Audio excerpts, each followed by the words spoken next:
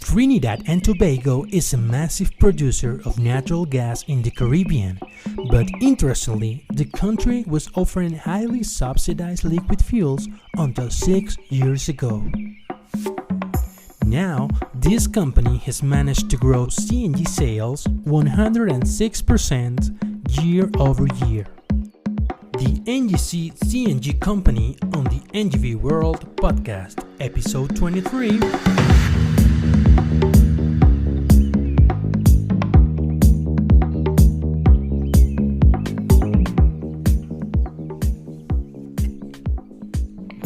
Hello everyone and a very warm welcome to the NGV World Podcast. I'm your host Ricardo Carmona, and today we will have one of those interesting episodes where we will be sharing a lot of the whole CNG experience of a country, because we will have with us Mr. Curtis Mohammed, and he is the president of the state-owned NGC CNG Company, in charge of conversions, in charge of CNG stations also around Trinidad and Tobago.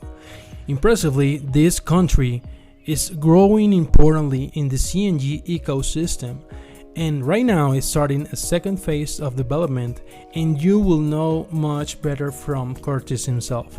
But first, before we start, let me tell you that you can find all the details about everything we mentioned on this episode visiting ricardocarmona.io/episode 23, and you can see there all the links, all the pictures, videos, and all the contact information that you might need. I would recommend you to go and visit this particular one because this company has a lot of different information online that you will enjoy. Please don't forget to follow or subscribe on your favorite podcast app so you can receive notifications for our next episodes. And now, let's go to the main part of the show. Enjoy!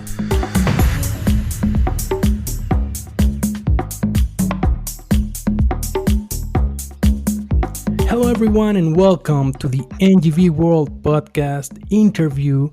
Today we have a very special person with us. He is the president at NGC CNG Company in Trinidad and Tobago, Mr. Curtis Mohammed. Nice to meet you, Curtis. How you doing? Well, I'm doing fine. Thank you very much, Ricardo. Pleasure to be here.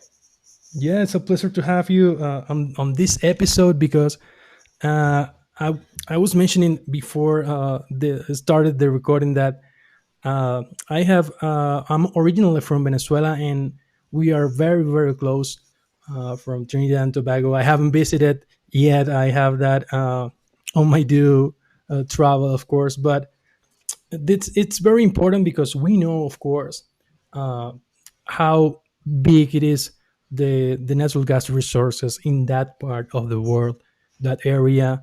It's very important in natural gas reserves.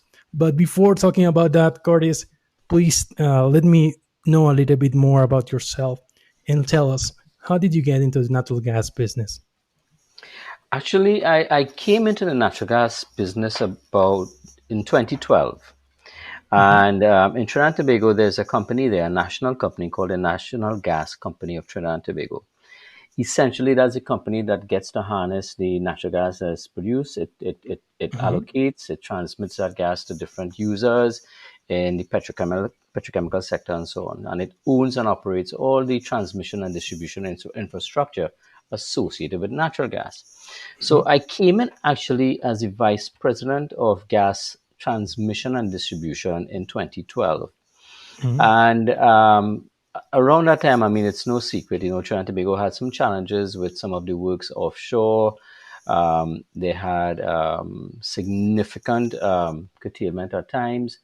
And I would have started my portfolio there and dealing with a lot of those issues. Now, in 2012, 2013, we'd have gotten past most of the really challenging times and coordinating the gas supply with different groups of people. And then we started to see the light at the end of the tunnel around that time.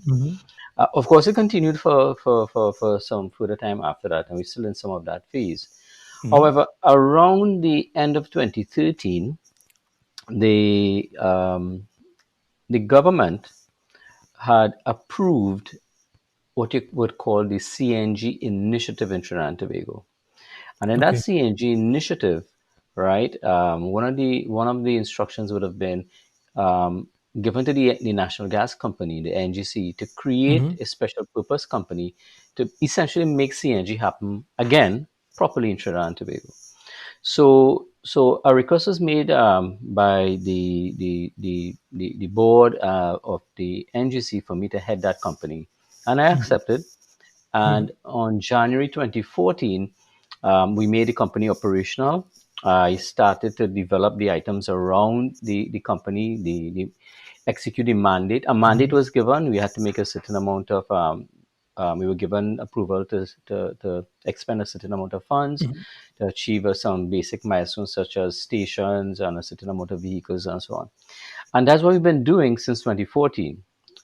So I Yeah. got into the business, the natural gas business, Yeah. and then they wanted someone to champion it, and I said no problem. I love a challenge, and it was a challenge. It still is a challenge, but it's going very well Mhm. now.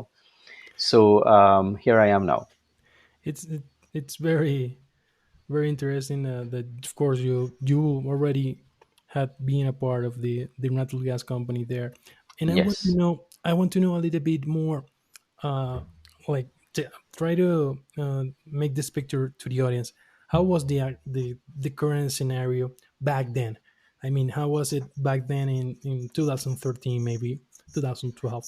What was the state of development of the CNG ecosystem, in terms of maybe in vehicles and stations, and even in what companies were actually working there, doing things at that moment, and what were your first ideas and kind of a strategy to develop 2014 and further. All right. Okay. Well. Okay. So to be honest, when the request was made, you know, Hmm. I had to sit down a little bit and think about it. Just think of Trinidad and Tobago, a country where the GDP per capita is one of the highest in the Caribbean. I think together with Barbados, we would have been the highest Hmm. GDP per capita. Hmm. We had a situation where the liquid fuels were highly subsidized. So, in other words, they did not reflect the real price of fuel in Trinidad and Tobago. Yeah. All right, and that subsidy was a significant proportion of the national budget. The Yeah, of CNG course. initiative, yeah, the CNG initiative itself came about into being because everyone was looking at, oh my God, look at the subsidy that we're spending on fuels here. In Hmm. Trinidad and Tobago dollars, it was about $4 billion a year. All right, that would have been larger than the operating expense of many government departments in the Of country. course. All right, so so the idea was, let's take the CNG program in Trinidad and Tobago, which actually happened to be one of the first programs in the Western Hemisphere. It started in around 19 in the early 80s, Hmm. right? That's when the CNG program would have been started, and it was given to a company that would have been in charge of all fuel in Trinidad and Tobago, the gas stations, the service stations. Okay. And it did start aggressively. And at some point in time, it just waned.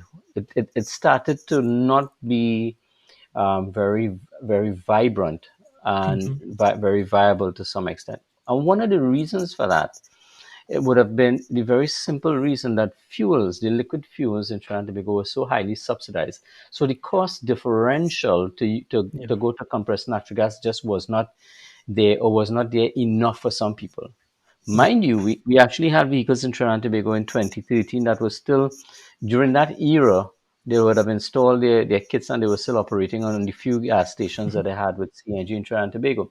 So to make a long story short, it was really in a poor state. And to give you the equivalent number of vehicles, we only had about 1,500 or so vehicles um, regularly using CNG in Trinidad and Tobago, Hmm. and that was a particular problem. And in 2013, there were no OEMs, right? Yeah.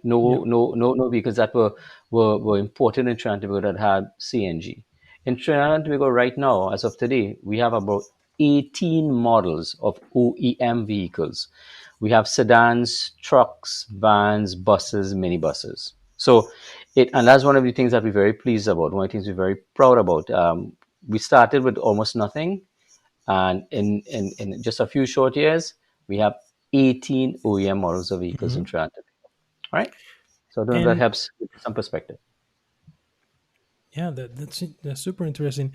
I'm seeing that for the audience to understand a little bit more about Trinidad and Tobago, they're at the east of the Caribbean, very close to my Venezuela. country, Venezuela. It's really super close, and the population there, according to this 2020 estimates, is about 1,300,000 people, and That's it's correct. it's just it's a small country, but it's super interesting lab test for all these policies that you were mentioning, and how to pick up a project, and how the price differential could jumpstart any development that you are going in that moment. So all right, so let's go back until 2013 and 14. So the project starts, and at that point, and all the way through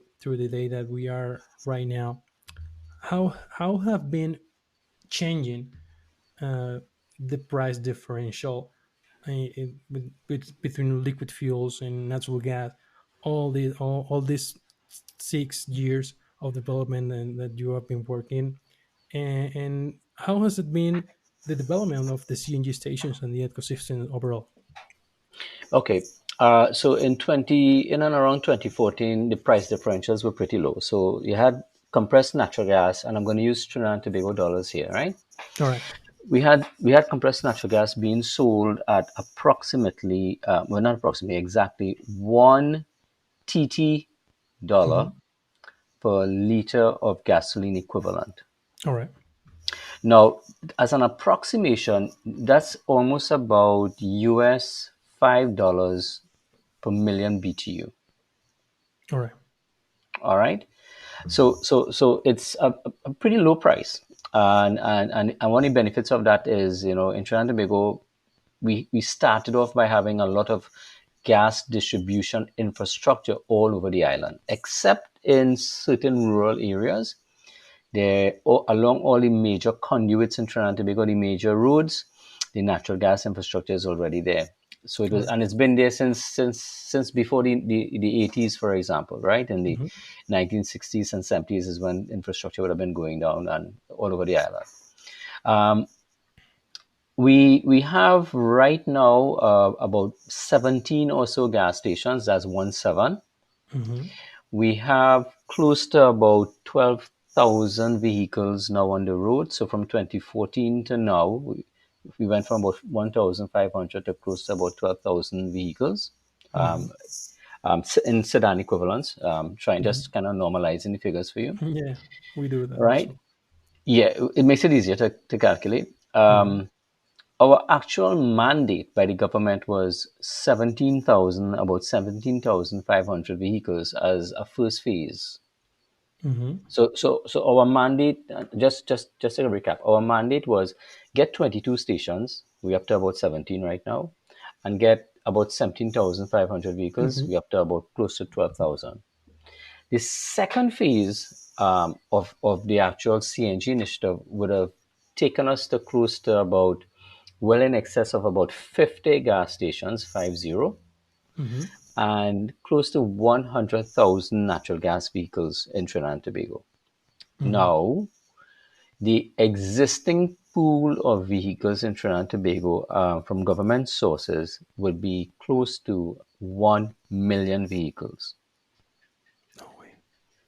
Now, One remember, we have million people. 1.3 million people. Yeah. So, so, so it's, and Trinidad is a little bit unusual from some of Central America and the rest of the Caribbean. Because we're an oil and gas economy, Mhm. and the GDP per capita is pretty decent. Mhm. There are a lot of high-end vehicles or premium vehicles in the market as well. So you'll see a lot of Audis, a lot of European vehicles, Mhm. right? So you'll see Mercedes. Um, by far and large, that's that the market configuration normally astounds people in the CNG business, when they come to Trinidad to look at the conversion potential, they see a lot of vehicles are high end, right? Of Yeah. course, we do have a lot of mass market vehicles as well.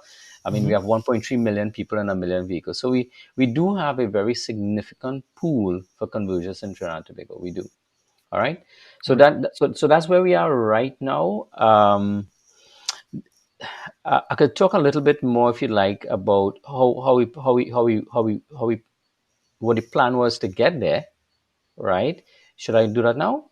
Yeah, because you started with how many stations at the beginning, and I would like to know, for the audience to know, uh, what took you, what do you remember that were those specific uh, points that you kind of attacked or tackled to get to where you are right now? Because I'm hearing you and your numbers, and it's very similar, very very interestingly similar to where the company that I'm working with right now, we are here in Mexico. We have it's almost precise. We have 16 CNG stations operational right now, 16, and we have Right. just passed the mark of 11,000 customers from ourselves. I mean, of course, there are in our sector of the country, we're kind of uh, the main and only actor, but Yeah. in other cities where we are not currently super big on, because at the north part of the country there are several cities we have not attacked yet, and the capital, I believe that this number might double or triple to count for all the country. But in for our company, we're kind of in a technical, we need a technical try break, because it's kind of the similar set of number of vehicles converted, as well as Yeah. CNG stations. So, what do you think were those special tactics that you may have used to get where you are, or what are those key aspects that you believe that got you this far? Okay. So in 2014, when we sat down and we were deciding, well, when I say when we sat down, I suppose I would have sat down because I was the only employee at the time, and then I started hiring staff. So we had to create a company and Yeah. make it operational very, very quickly, which we actually did within 1 year. And then we Okay. started the procurement for all the equipment. Okay. Now, when we did the procurement for the equipment, we actually purchased as much as possible the maximum amount of compressors that we would need for the program, about 24 Okay. compressors. So, right? So we went out on an international bid. We got some very good pricing for that, Great. right? And we that's the pool of compression that we've been installing. A matter of fact, I'll indicate the brand that we are currently using is the Clean Energy brand from Great. Clean Energy out of Vancouver, right? Hmm. Now, when we looked at the program, this was our intention. We decided to start off aggressively with compressed natural gas with public transportation.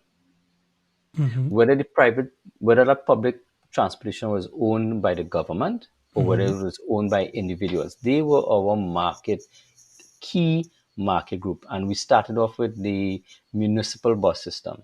So they started off the first station we built was for that actual the what you call the PTSC, which is Trinidad and Tobago's public transport service operation. So that's the one that handles public transportation, all the buses. In what city The, was that first one? Port of Spain, In Portsmouth. Okay. in Port of Spain, and their mandate was to change all of their buses, go up to about 90% of their fleet with compressed natural gas. I think right now they're at around 30%, Okay. right? Then we looked at in the Caribbean as well as in maybe even like in certain places in Latin America. You know those small buses that they have, the ones that will carry anywhere from about 20 to maybe 30 people. The like the vans. We call it the vans. Right, right, Yeah, exactly those. Right. I know. Then we targeted those because those groups of people actually use the most amount of fuel Yeah. in Trinidad and Tobago. We have in Trinidad and Tobago where 5,000 of those vehicles in Trinidad and Tobago, we call them maxis. 5,000 of those vehicles actually consume almost 25% of all the fuels in Trinidad and Tobago, liquid Oh my fuels. god. because That's they're huge. always right, because they're working, they're always on the road, right?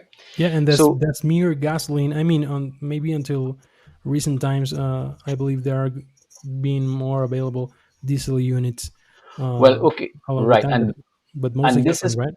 correct, and this is part of the challenge of Trinidad and Tobago. In Trinidad and Tobago, the price of diesel was artificially very, very low compared to all the other fuels. Mm-hmm. So therefore, people purchased or elected to purchase or change even some of their engines and put diesel engines inside. So when you have now, and Ricardo, you would notice when you have to Yeah, do a conversion on a gasoline vehicle, it's pretty straightforward. When you have to do it for a diesel vehicle, it is yeah. certainly not straightforward.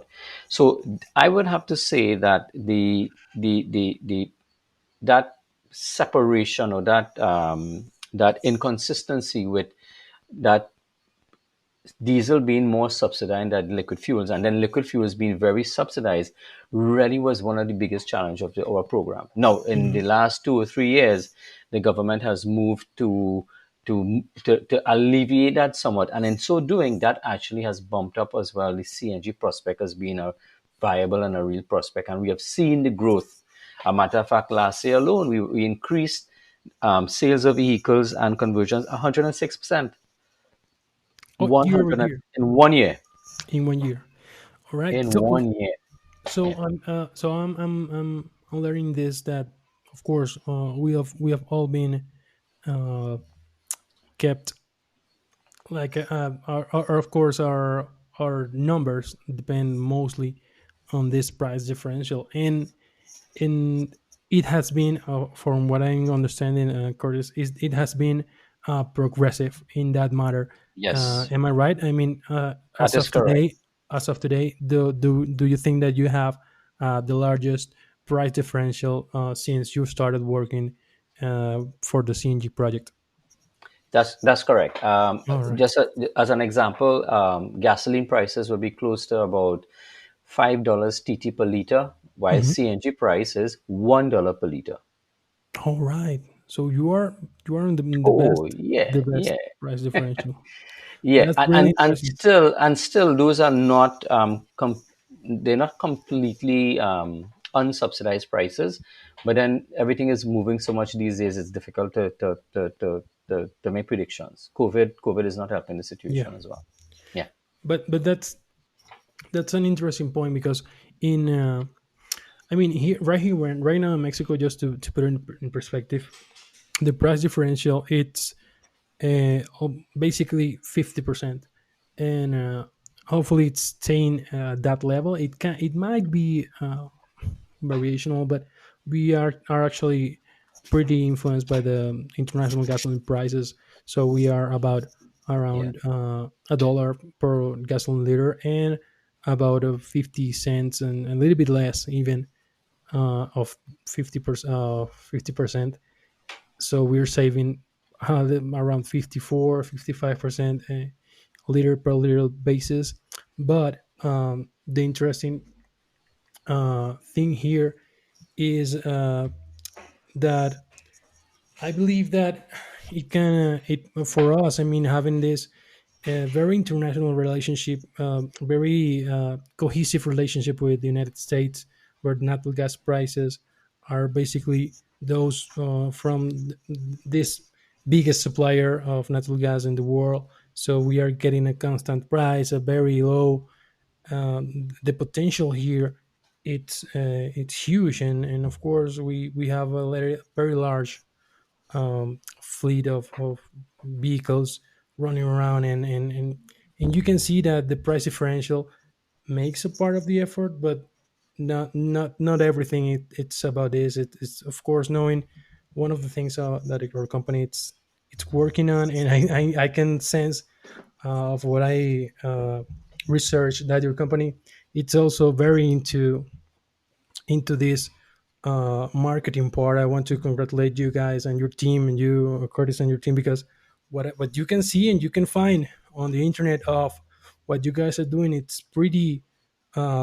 It's pretty good looking. It has all the content working in the right place. I even saw something that I kind of didn't understand very well, because from my perspective here in Mexico, you can save a 50% in fuel cost, but for people that maybe go to work to an office and go back home, just for a person that goes and pick up his daughter to the school and goes back home, and it is not moving very much, the the investment return time, it for a CNG kit, it's way above 5 years maybe. So in a vehicle, Yes, for many people it's not that appealing.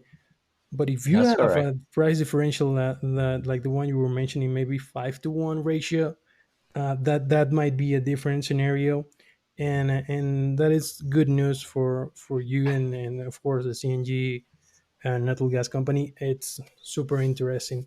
So I But want to Ricardo, tell me. if I may, Ricardo, because there's something else, and thank you very much for that comment you made on the marketing. And I'll have to say something. Yes, the team here at NGC CNG, one of the requirements we did is marketing is particularly important, and let me tell you why. All right. CNG is not really considered by the average world citizen to be something that's, forgive my term, sexy. Yeah. Right? It's yeah, because we are doing a CNG program and an aggressive CNG program while the world is evolving very rapidly along other alternative energies as well. Yeah. Talk about hybrid, we talk about electrics and so on that dominate the space, even though the majority of vehicles being produced are still and will continue to still be internal combustion engines, Yeah. right? So that has been one of the challenges for us, and one of the ways for managing that is to manage the message, that communication to people about compressed natural gas. And if there's one thing we are particularly proud about, when we started this business in 2014, CNG was not even on people's radar. Some people didn't even know what it Yeah. meant. They weren't familiar with it. Now, we could very safely say that the 95% plus of the people in Trinidad and Tobago know something about CNG. They know what's happening. They know the differences. But Hmm. even though they know the differences, and even though that savings is still so significant, you will not believe it, but it is still challenging to get people to understand, to make an investment to save money. Not all societies or cultures really embrace Yeah. how to save money, right? So that has been part of our challenge, because we have people, even though you put a sign up or you do something on social media, Hmm. you could save X amount of dollars. Yeah, it really sometimes all that require you have to have one-on-one discussions with them for them to understand that point. People see CNG as a different technology completely. At the end of the day, CNG is really just another fuel system for an existing internal combustion engine. Whether it's a regular internal combustion engine that is gasoline or diesel, or even if it's a hybrid with an internal combustion engine as gasoline, that could also be converted into CNG as well. Yeah. So part of what we did in our program is we recognize that in Trinidad and Tobago, our public, right, has sometime a lot of them have some expensive tastes, right? So CNG is not necessarily up there with what you would call the best um, application for them for their fuel, right? Hmm. But when with the advent of the OEM vehicles, in particular, one very small sedan that we have in Trinidad and Tobago is the number one selling sedan according to the automotive dealers, and it's a CNG model. It's not a hybrid. It's not an electric. All right. What is Yeah, it? If you could mention what model is it's that? it's the Honda City CNG. The Honda City Force. I've heard a lot of that Right. model. But yeah, we only have one mass market vehicle like that. Yet we have vehicles like coming out of Europe, the Audi A3, A4, A5. We have the Seat.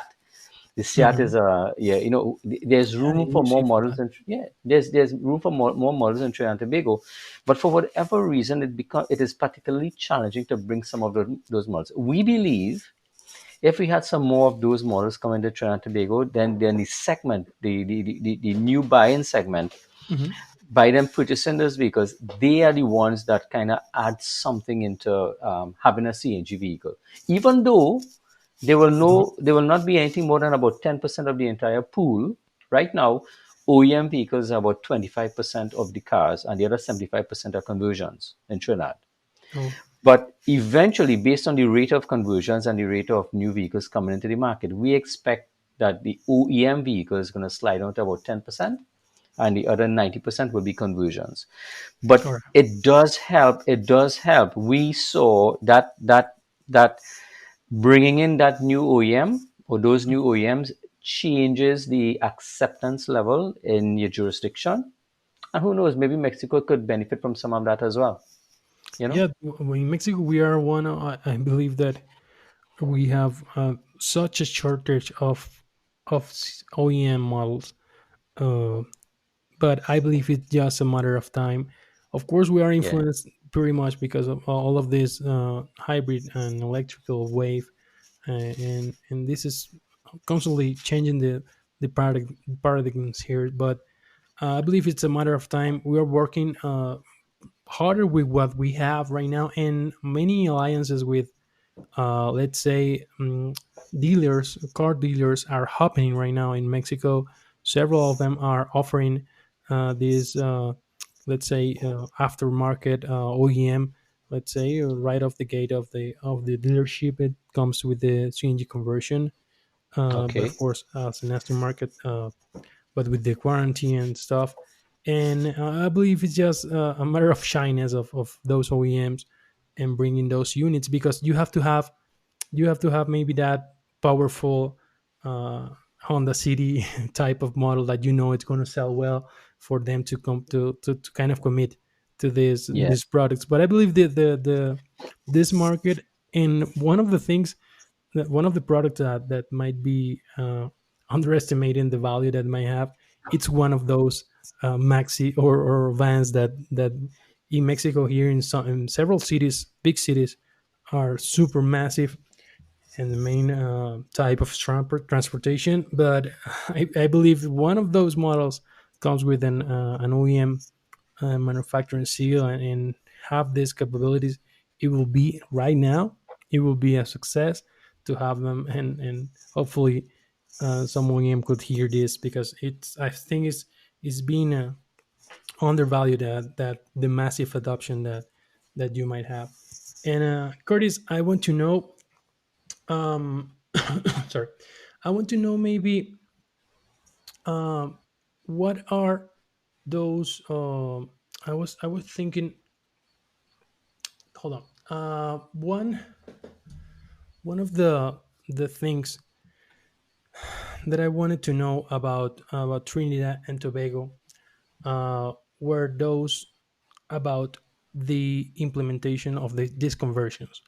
And what do you think it's the winner strategy for that customer? And in our case, and maybe of course in your case with the maxis, in our case mostly in Mexico with the common sedan type of taxi, and of course those, even those maxi as well, those vans. What has been the most successful strategy to get them to invest, maybe financing them, being a part of that process? What have been the winner strategy to increase the number, or increase the consumption levels in Trinidad? Okay.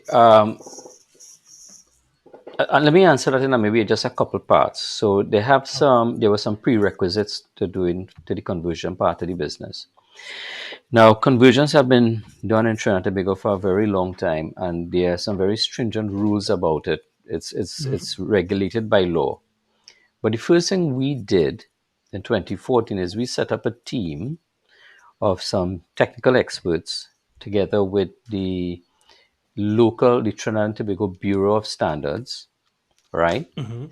As well as some of the prominent automotive companies. And we had a look at the national standards for conversions, and we had them revised. We made them very, we fashioned it after the NFPA 52, Mhm. right? out of the US, but recognizing, of course, that we do have European cars, a lot of European cars, a lot of Japanese cars in Trinidad and Tobago. So Mm-hmm. it was a redacted version of the NFPA 52 for Trinidad and Tobago. It was revised, it was made law, and based on that, all converters operate according to that. So that was to deal with safety. It was meant to deal with consistency in the market.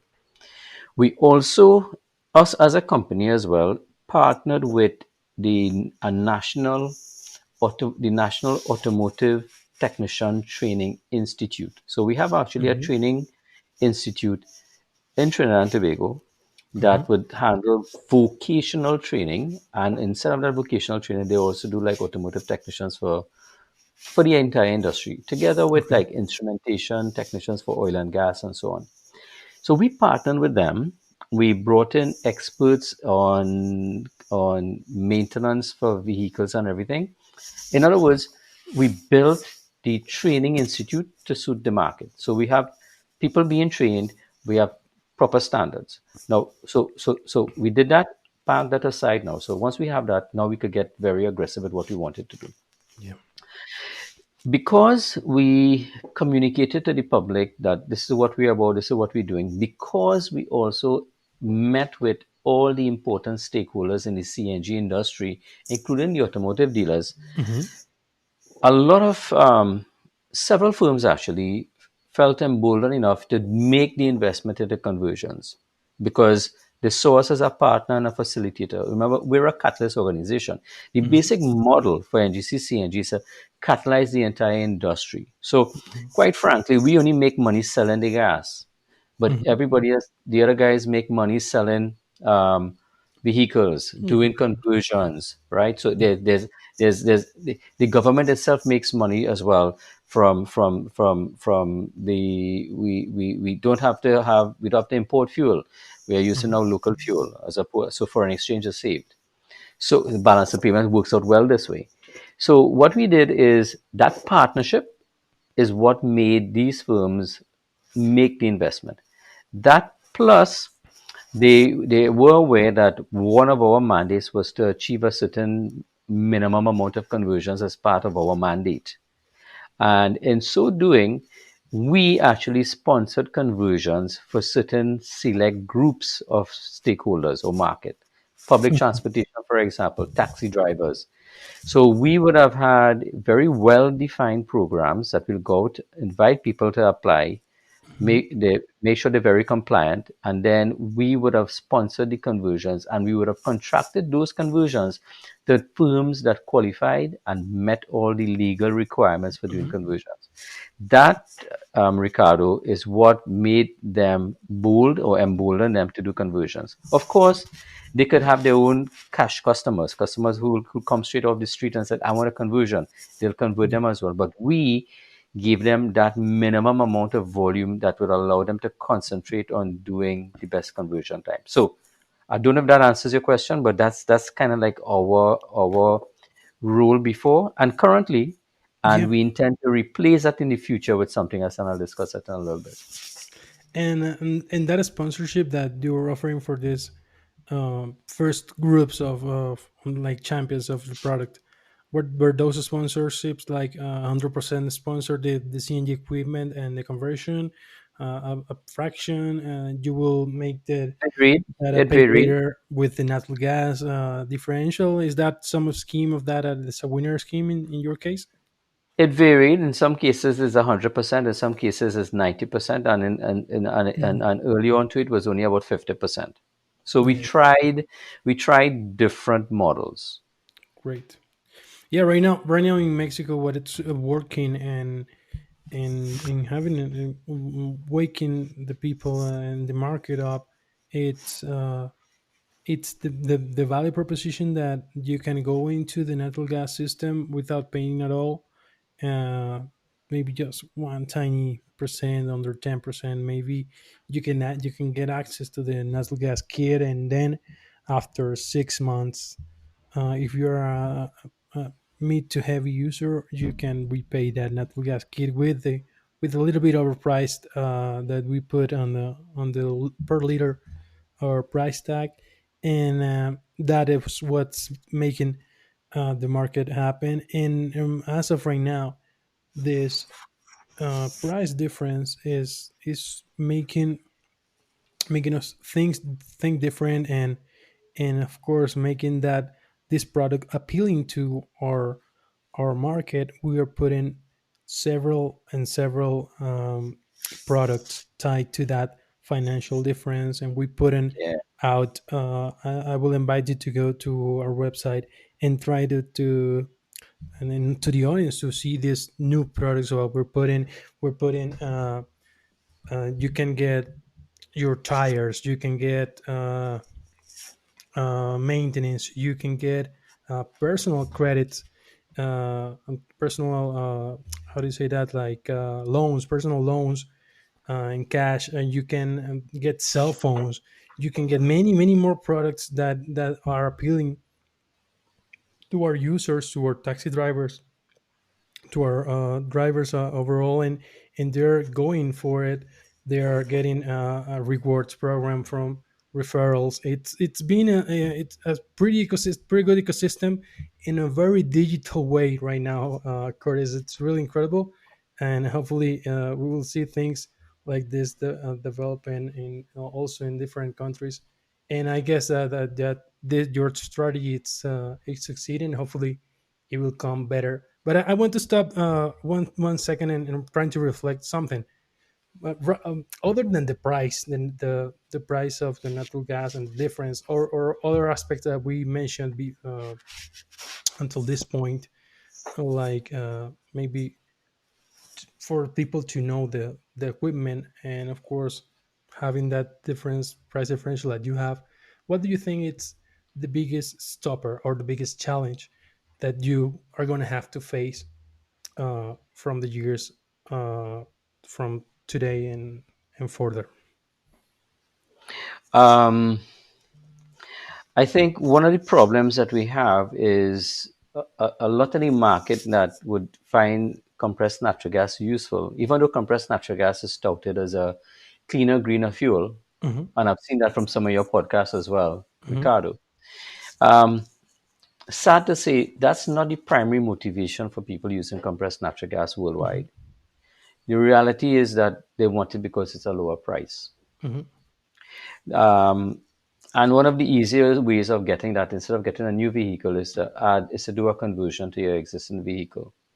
And the problem with people that really would find the price differential useful is that sometimes just the investment in a conversion kit is beyond the means of a lot of them, Hmm. right? A lot of that market. So yes, you're right. You have to find mechanisms for that. A matter of fact, yes, we are also going digital. We've already invested and we are outfitting all our stations digitally to be able to use a chip on the vehicle where we could Hmm. use some of those very same programs that you spoke about. Hmm. That is currently right now one of the things that we are rolling out, right? It requires some, on our end, a bit of regulatory adjustments Yeah. because the nature of our fuel is in Trinidad and Tobago. So once we get once those things have been reviewed and approved, there could be options available now along that line, similar to what you're saying. You could pay for the kit straight with the vehicle. You could pay for it at the pump every time you buy a liter of gas. You could put a few cents in and pay for the kit. That's one way Yeah. of doing it. Yes, that has been on our radar for at least the last couple of years, and we will be implementing those. But the reality is, Ricardo, of the 12,000 or so vehicles that we measure based on gas demand, about 12,000 vehicles using that. Hmm. Only about 4,000 of those vehicles are vehicles that we have incentivized for conversions. The rest are not. The rest are Oh. either OEM vehicles or people converted. And most of them of those 8,000, let's say around that number, are those 100% cash, or are there finance products that they can find out in the market in Trinidad and Tobago for to finance that kit?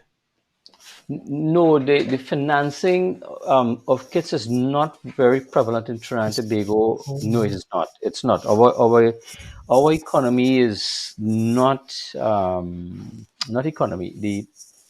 The financing sector yeah. is not one that is It's not big. common to see it in Yes, for out small, for yeah, everyone and accessible for because that's one of the things that of course it's that's a challenge for us. yeah, Yeah, that I think big that may challenge. be the big challenge because in here in Mexico, of course, I believe for this tradition in this country, the access to financing for anything it's prevalent anywhere to every social class to everyone, and everyone knows that is there. And if you see a product, uh, most Mexicans know that they can get that finance. So that's that, and of course the ecosystem is big as well. So there are many financial companies that are willing to offer this product for this industry, and this is actually generating and moving the parts to make this happen. Of course, it's a big part of what I call the success here in Mexico, and it's a very important factor that you mentioned that it's a big challenge. Super interesting. We will follow up on that and Trinidad for next years. And I have a couple more questions I want to ask you just to start wrapping up this great interview, But Chris. if I may just interject, you just because you mentioned something here. Yeah, But in Trinidad, financing for small loans like this is not yeah, easy. So it's not we easy. ourselves, our company, a matter of fact, yesterday, right? Um, sorry, Yeah, yeah. my mistake. Today, right? Okay. Today, we actually issued a request for proposal for a microfinancing concept to the local finances in Trinidad and Tobago because we need to create. We we intend to create a microfinancing product for conversions in Trinidad and Tobago. That's happening today. Today is the day. You actually called me on a good day. Oh my God! So we're gonna be following up on that specific product because it could be the spark that I believe. I mean, it's of course you have 8,000 people that have not being a part of any financial or Exactly. or Yes. subsidizing or anything. it's Yes. Yes. it's a signal. It's a signal that the market it's wanting that product. Most of our conversions are financed, almost most of them. And even though even with that, we also have also a really cool product that you get to finance your car, the whole car, Oh, okay. with the savings. And it's happening. I Very mean, good. it's Very not good. 100% of the new conversions, but maybe of 10% of new conversions are because of they have this tiny old car maybe, and they want to revamp it, and we offer this product. They have the credentials to do it, the financial companies there, and there you go. The client is happy, and with a brand new 2020 car, converted of course, and paying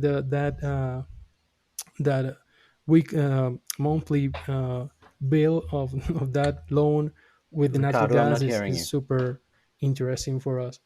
And I want to ask you a couple more questions before we wrap it up. And one of the things that I want to know, it's of course we in the industry, we follow up on many parts of the world what everyone is doing maybe in other countries. What success stories have you been following in other countries that have sparked something in your head that this is possible, that this idea it's one of your goals, maybe in a midterm or longer term, that you want to develop in Trinidad?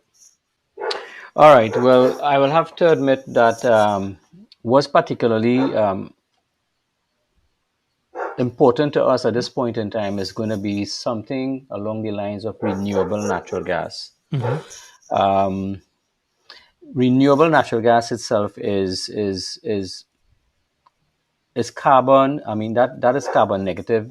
It's the Yeah. best that you could do. Okay, so what we want to see is really two things. All right. Worldwide, there are two things.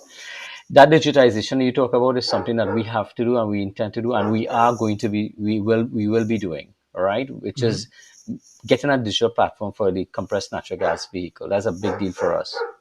Hmm. The second thing is going to be where renewable natural gas is making headlines in North America, is making Hmm. headlines in Europe, and so on. So we intend, well, we would like to see that development or that evolution happen in Trinidad and Tobago as well. Hmm. All right, so we have that, we know that news with UPS in North America, the Hmm. large purchases we've been seeing, Yeah. the large commitments being made. That is extremely progressive. That really beats, hands down, a lot of efforts by a lot of other countries. It allows us to keep everything nice and clean. We love that. Yeah, and it's pretty amazing when we see those developments going progressively moving on, and Hmm. uh, and I believe when I was talking one of the podcast episodes I was doing with the I believe the director of the Renewable Natural Gas Alliance in North America, it that of course the price is not there yet. I mean, produce the biogas, it's expensive, and it but it's getting lower and lower, and we have to be very aware of that. And this is happening. This is of course changing how we are seeing our own compressed natural gas that comes from a fossil that is a fossil fuel, yeah, still, but it's starting to change. And I was checking the numbers that we read out in North America, in United States, it's about 39% of the CNG, it's coming from renewable sources. In Europe, it's 17% at this point, and we in many countries we have a lot to go from that 0% to try to raise that, and we have all the opportunities, and maybe the economics will be there soon. That's very Yeah, interesting that yeah. sparked your curiosity, Curtis. And let's talk about what's coming next. What is that thing that it's coming? I think that you you put something on the table already for Right. NGC CNG, but what is coming for your company? And maybe let's try to go a little bit further in the next 5 years. What do you expect to be talking about in for the future? Right. So in the next 5 years, this is what we see gonna happen. Let's first talk a little bit about the supply side. Hmm. So right now on the supply side, we have pipeline compression stations, and that's the basic system. Hmm. Within the next 5 years, we will probably run out of accessibility to nearby gas lines, and we want to put stations where people actually need them away from the gas pipeline. So Hmm. we expect to see virtual pipelines evolving in Trinidad and Tobago at that point in time, and that would probably take the way of maybe an LCNG type of system. All Great. right, because we have liquefied natural gas in Trinidad and Tobago. It's exported Hmm. right now, Yeah. but we are looking at that as some real possibility. Work is being done right now. We have discussions. We have international companies having discussions with us, because we are looking at what's going to happen in the next 2 or 3 Hmm. years. We see that we may have some constraint 2 years hence, when we might actually kind of run out of pipelines Okay. in places people need to fill. That's one. Second thing, with respect to the vehicles and conversions.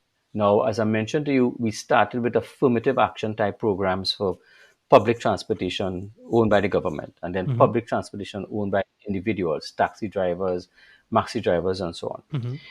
What we also did to kind of fill the gap is we started to do like raffles and lotteries, that kind of stuff, Hmm. for people to win kits. These Hmm. are public, private owners, and so on. Hmm.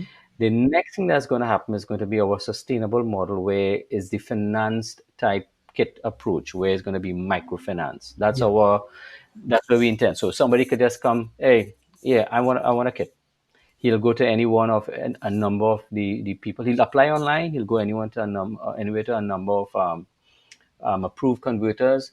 He get his kit, and there'll be an automatic way for him Mm. to pay for it. Either he pays for it at the pump, or he pays for it via some other digital platform. Hmm. That is what we're going to be doing. That is going to be our sustainable model.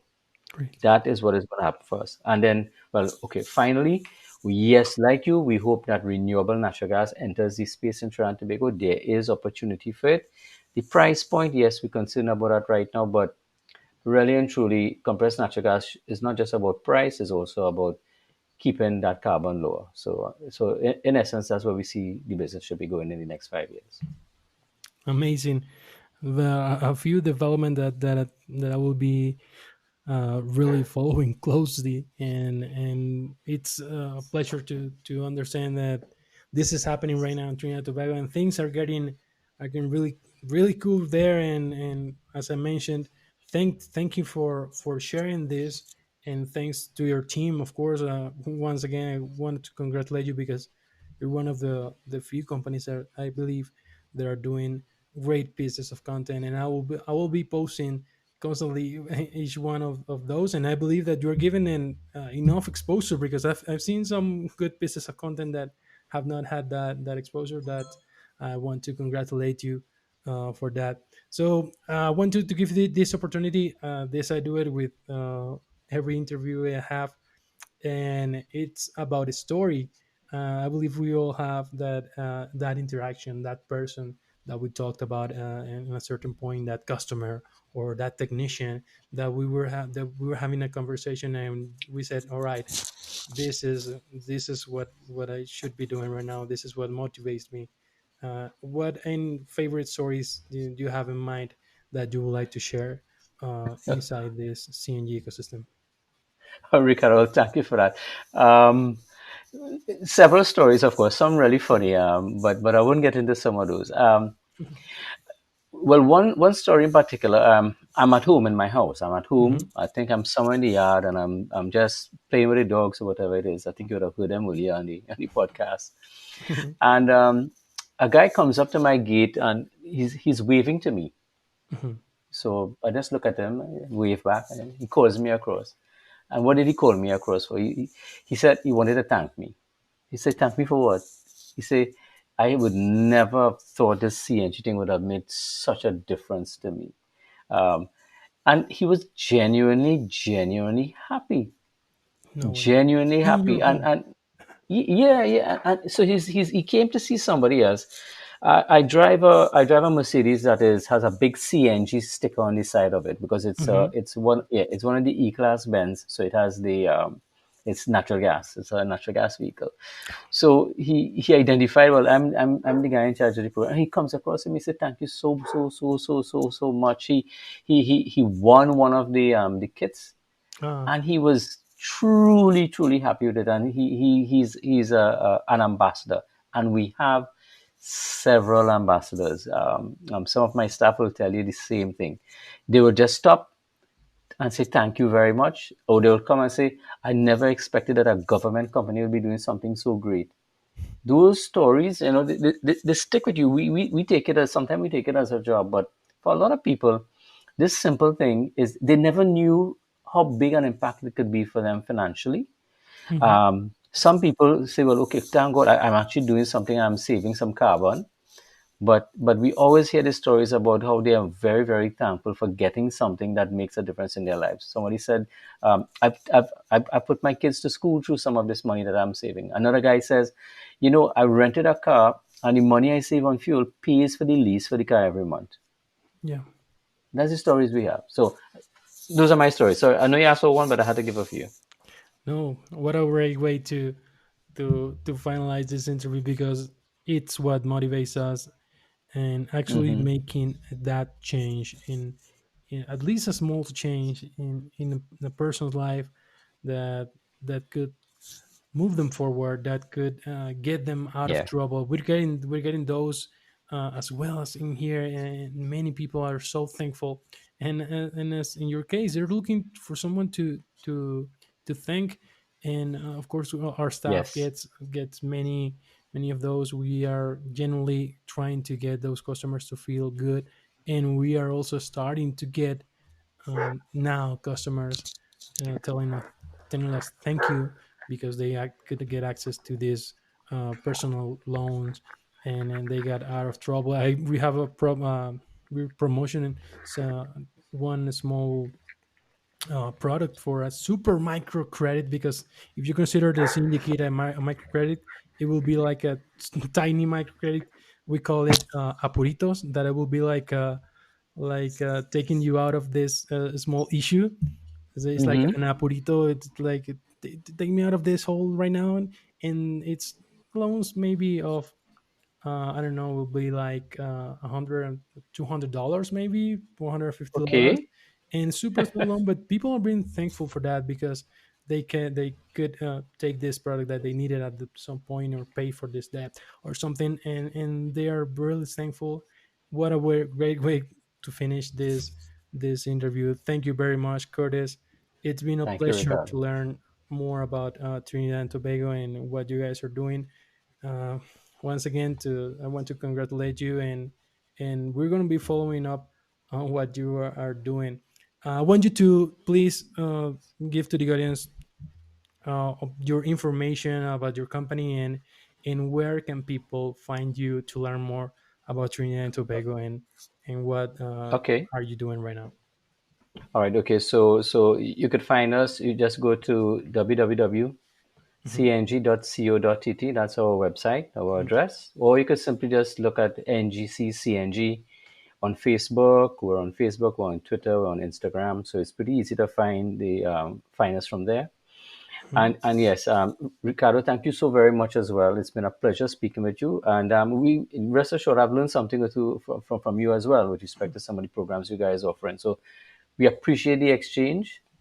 Like you, we're going to be around for a while, enjoying and making sure we make a difference to the respective communities that we operate and work in. All right. So thank you so very much, Ricardo. Thanks a lot, Curtis. Have a great day, and see you next time. Bye bye. Okay, man. Bye bye. And there you have it, a really interesting experience talking to Curtis about Trinidad and Tobago and their CNG ecosystem. And if you got this far on the episode, don't forget to subscribe and get all those notifications for our next episode. Take care and see you next time.